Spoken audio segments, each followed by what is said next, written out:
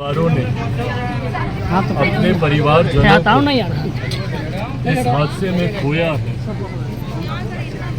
इसमें चूक कहाँ हुई है, लापरवाही किस तरह?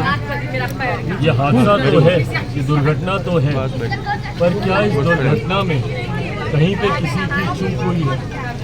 क्योंकि जिस तरीके से परिवार वालों की तरफ से जानकारी दी गई कि सटने के बाद भी काफ़ी समय तक बिजली इसमें नहीं कटी है, क्या इसमें कहीं पे कुछ अधिकारियों की लापरवाही है?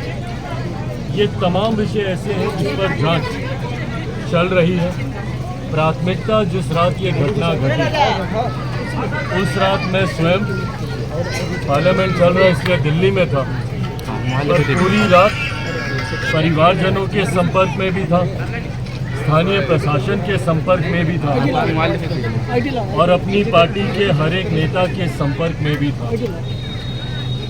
पहली प्राथमिकता घायलों की जान बचाने को लेकर और दूसरी प्राथमिकता जो परिवार के सदस्य गए हैं उनकी भरपाई तो कोई नहीं कर सकता, उनकी जगह कोई नहीं ले सकता, पर उनके जाने से जो परिवार में एक आर्थिक संकट आता है उसको कहीं ना कहीं हम लोग जल्द से जल्द पूरा कर सकें।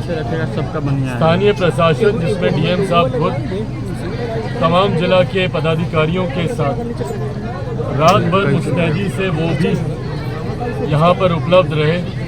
तुरंत तत्काल प्रभाव से विभाग की तरफ से जो 4-4 लाख रुपए की राशि दी जानी थी उसको उसी रात आवंटित कराया गया। अंत्येष्टि के लिए 3,000 रुपये जो मुहैया कराए जाते हैं वो कराए गए। 20,000 रुपये की मदद पारिवारिक लाभ के माध्यम से दी गई। श्रमिक विभाग के माध्यम से जो सदस्य जिनकी आयु 18 वर्ष से ऊपर की है उनको 2-2 लाख रुपये अतिरिक्त मुहैया कराए गए। प्रधानमंत्री जी के संज्ञान में भी ये विषय हमारे द्वारा दिया गया। प्रधानमंत्री कार्यालय से भी 2-2 लाख रुपए की अतिरिक्त राहत राशि मुहैया परिवार वालों को उन्हीं के खाते में करवाई गई है।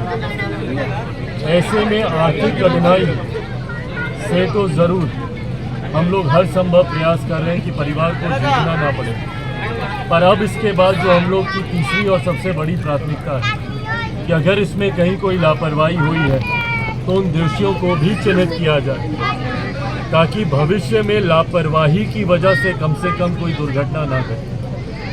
हादसा हुआ है, पर अगर इस हादसे के पीछे किसी की भूल है या चूक है ये भी हम लोग के लिए एक चिंता का विषय है जिसके ऊपर अभी जांच करवाई जा रही है।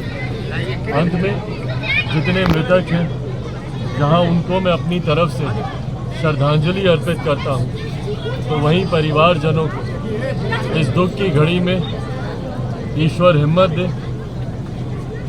साथ ही में मैं, मेरी पार्टी, हमारी बिहार की सरकार और केंद्र की सरकार आने वाले दिनों में पीड़ित परिवार की हर संभव प्रयास करने का हम लोग कोशिश करेंगे। परिवारजनों में ऐसे लोग जिनको और किसी तरीके से हम लोग राहत पहुंचा सकते हैं इसकी भी चिंता आने वाले दिनों में की जाएगी। आज स्थानीय प्रशासन के लोग भी यहाँ पर मौजूद हैं। 2 घंटा फोन किया गया। स्थानीय प्रशासन के लोग भी यहाँ पर मौजूद हैं।